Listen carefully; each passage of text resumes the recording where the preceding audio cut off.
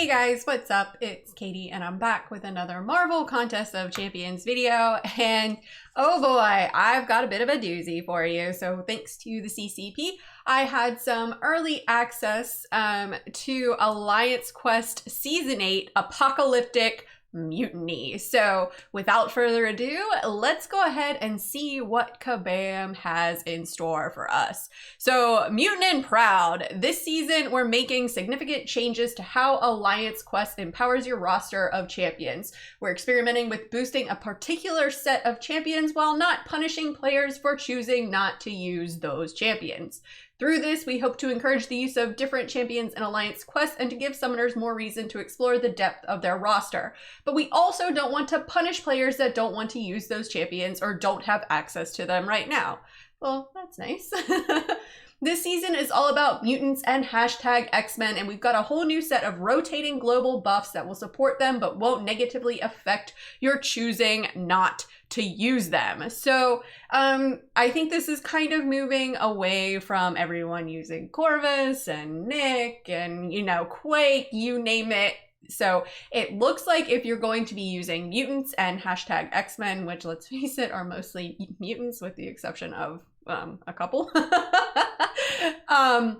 So that's really gonna benefit you. So let's take a look and see what this actually means. New season, new bosses. For the first time ever, Alliance Quest will feature 2 different bosses depending on which map your alliance chooses to run.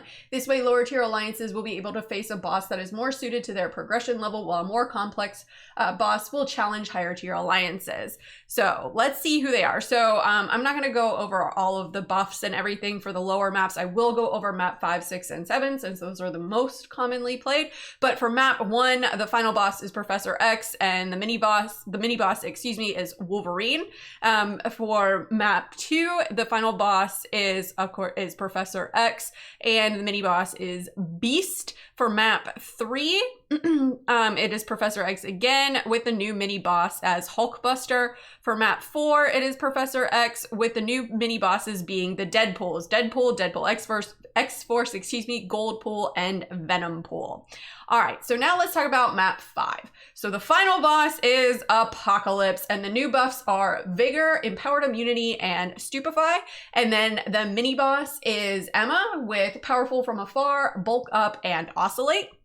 And then map 6 has the same buffs and the same final boss. It's going to have the same final boss for map 7 as well. But the mini boss is Bishop with new buffs, No Hit Mercy 3, Soft Guard, and Power Focus 2. And then map 7's a bit complicated. Not really, but I tried to put it all together here in one thing. So I see some things are cut off, so I won't go over them too fast. But the final boss is, of course, Apocalypse with Vigor, Empowered Immunity, Stupefy, and Cutting Wires. The mini boss for variation 1 is Sasquatch Rebalance with, they removed the delayed reaction and 200% health boost. It was 300%. And then the variation 2 mini boss is Magneto with Polka Dot Power, Sadist, Flux Dispersal, and Physical Resistance. And then the third variation is Magneto, House of X with Heavy Hitter, Mighty Charge, Power Struggle, True Strike, and Power Snack 2. So they've definitely made this very mutant-esque, you could say. All right, so now they've got some new buffs. So they're taking on kind of a new philosophy where they're empowering and bolstering a group of champions, i.e. X-Men and mutants. So firstly, what they're getting rid of is the class ascendancy buffs, are gone. That means no more boost or nerf for a different class every week. So that's good.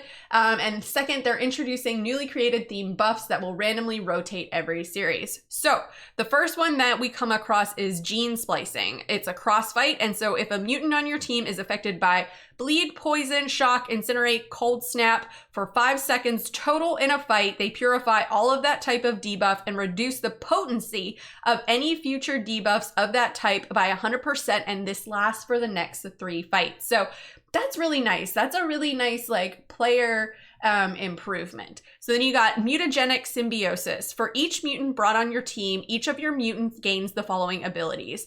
One mutant, your offensive power rate is increased by X% per mutant. If you bring 2 mutants, each time the attacker fills a bar of power, generate a passive prowess, increasing special attack damage by X% per mutant on your team, and this can be stacked a certain number of times per mutant brought onto the quest.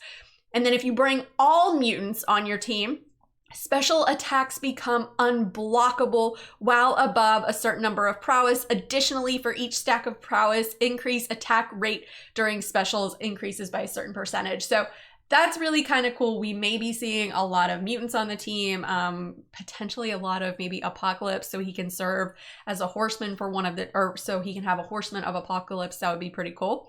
All right, then you've got Mutiny, which is another cross fight. Entering into a fight with any mutant without a mutiny passive grants them 3, which are persistent throughout the quest. Each mutiny passive grants the attacker with 20% bonus to ability accuracy, a plus 30% passive prowess, and at the end of every fight, regardless of result, remove 1 mutant passive from the attacker. So that's another nice kind of bonus to it. Then you've got Exercise Dominance. All #X-Men tagged attackers gain 100% chance to gain 1 second unblockable passive when launching a special attack. If this champion's special attack breaks the opponent's block, gain a passive Fury, granting plus 1500 attack for 10 seconds.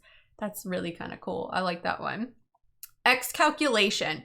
Based on the number of #X-Men tag champions on your team, #X-Men attackers gain the following benefits when the opponent is knocked down. These effects all last for 10 seconds per X-Men on your team. So if you have all 3 X-Men, it's going to last for 30 seconds, right? So 1 X-Men gain a Vigilance passive, 2 X-Men gain a True Accuracy passive, and 3 X-Men tag champions can block unblockable special attacks.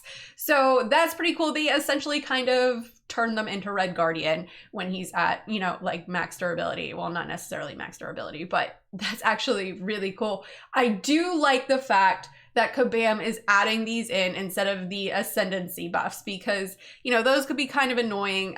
So even if you have only 1 or 2 mutants on your team, these are still gonna really benefit you. So I do like to bring Emma in sometimes, although I haven't been lately because I've been running map 5, excuse me, but I may be bringing an entire team of mutants just because of this. Okay, now lastly, oh, whoops, got ahead of myself there. They're adding this Mcoc. I know I butchered that name.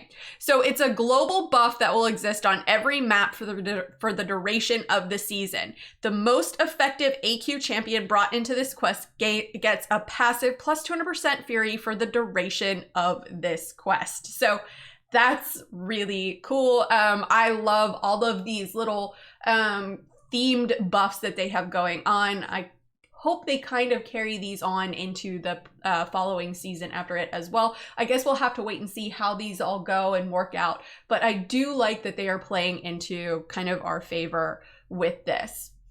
Okay, so Minion update. So they're updating the minions for maps 1 through 5. So variation 1, you're gonna have the Doombots. Variation 2, you're gonna have the drones. And variation 3, you're gonna have the symbioids based on map rotation and variation. Okay, and then also for those of you playing map 4, the AI, I guess, has been kind of passive. So they're gonna update it to make it be more aggressive and a little along the lines of how it was, or how it is rather, for maps 5 through 7, which I was in a map 5 alliance a long time ago, and that map, the AI was very passive, and I'm in a new one now, and the AI is nowhere near as passive as what it was. So that was a really good step in the right direction from Kabam with that. All right, so now we've got Glory Store and Rank Reward updates. And I know this might be kind of hard to read for the photographs, but they're updating it to go along with Thronebreaker, and they've removed the random T1, T2, and T3 cats, have now added all classes of those cats to the Glory Store. So I will put these images in my Discord for you to take a look at if you want to get a closer look at them. So make sure you're in my Discord so you can take a look at them. They'll be in #MCOC updates. But what's really cool is the T5CC frags for Thronebreaker. So they're on an 8-day timer and they cost 2,700 glory. And Whew, I gotta say, I'm gonna be getting that. It's 5% of a T5CC fragment crystal, excuse me. So I will be purchasing that every 8 days with my glory. Listen, I'm 2% away from rank 3 in Claire, okay? Sorry, I digress. Anyway, and then they're also updating the rank rewards. So you can see what, rank 1 is gonna get you and all the way, down through. So that's pretty good. So it's almost time to take on this new challenge. Season 3 starts December 3rd, which is only a couple of weeks away. So I am really looking forward to this. I don't mind AQ. It's kind of a nice little breakup from the day, but I'm really interested to see how these new mutant buffs are going to turn out and whether or not I'm going to bring a team of all mutants or maybe just one, who knows, but I'm definitely going to bring at least one X-Men, that is for sure. And she's probably going to be Emma Frost.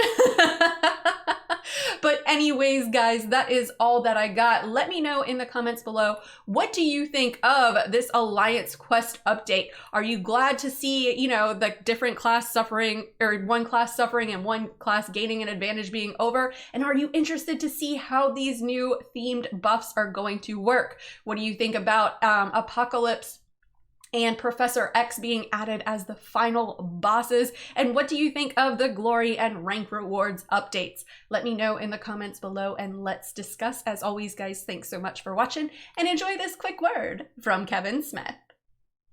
Hey man, it's me, Kevin Smith, and if you enjoyed the mediocre Mcoc video full of scrub gameplay, then show Katy some love by hitting like and subscribe, man. Katy don't ask for much. Katy did ask for this. Katy did. So do like Katy did and bug people and get you to like and subscribe, man. She's doing that Mcoc beautifully. Not mediocre. Katy!